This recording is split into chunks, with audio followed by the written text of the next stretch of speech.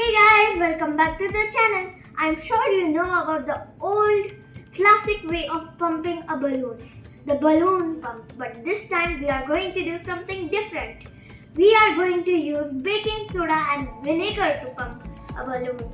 For this experiment we will need a balloon and food color is optional, baking soda, vinegar and a water bottle.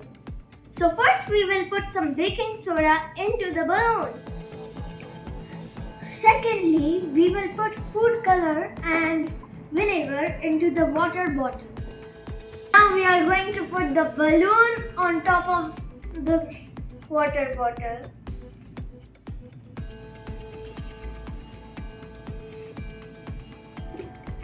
Lastly, we witness the magic of science.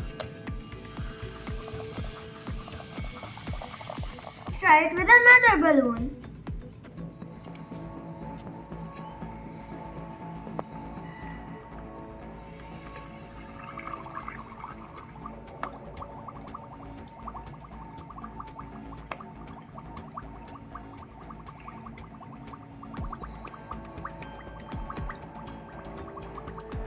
It's so much fun, but at the same time I am scared that the balloon might burst and I will have a vinegar bath.